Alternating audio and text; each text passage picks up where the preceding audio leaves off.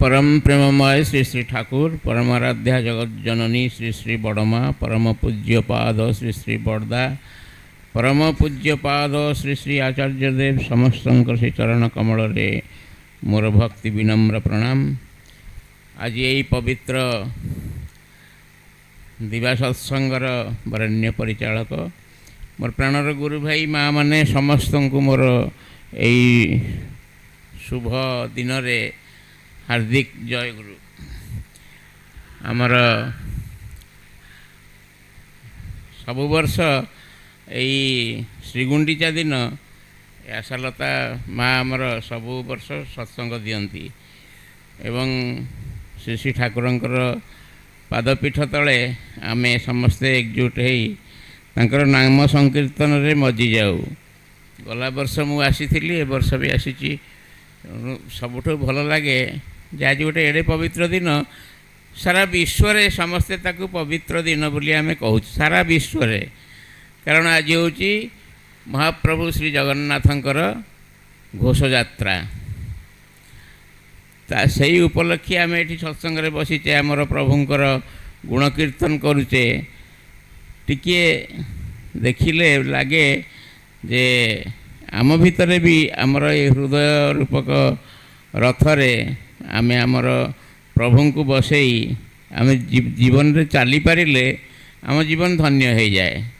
आम मैंने समस्ते खियाल माफिक चलीचे बोली आमे प्रभुंकर समस्त योजन जाजन इष्टवृत्ति स्वस्थ सदाचार पालन कले भी अनेक हताशा निराशा भी ता भितर लोकंकर आसी जाए। तार कारण हूँ आम ठीक भाव में करती ना।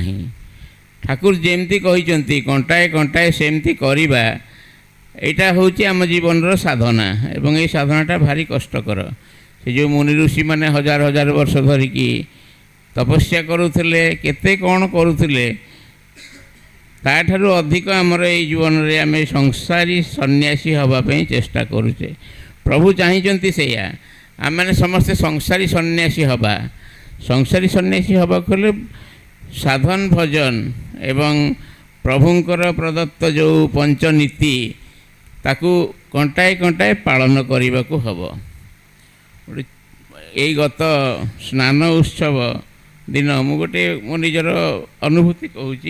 स्नान उत्सव दिन आमर गोटे भुवनेश्वर टे गोटे फंक्शन मो बड़ भौणीकर वार्षिक श्राद्ध।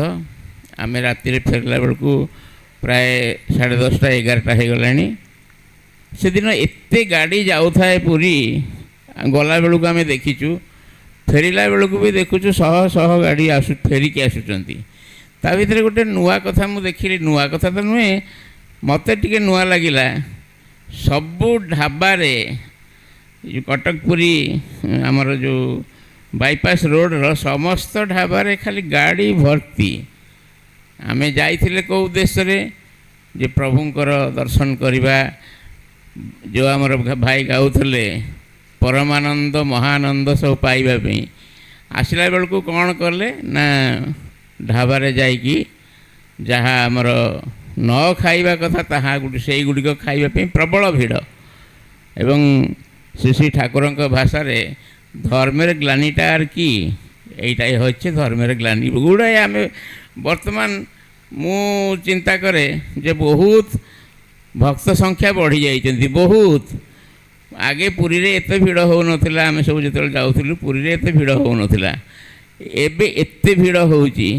से जो भक्त माने सब आसुचन्ति तांकर चाली चलन आचार व्यवहार जेहेतु गुरु केन्द्रिक नुहे तेणु सबू गोटे विक्षिप्तता भितर रही जाउची। आम मैंने जाऊे निजर गोटे एंटरटेनमेंट करने से जाकि ठाकुर को दर्शन करुचे आसुचे।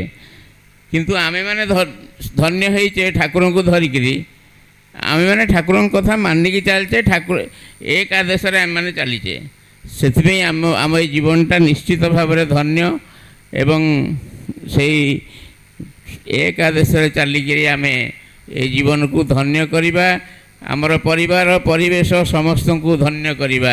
ଜୟ ଗୁରୁ।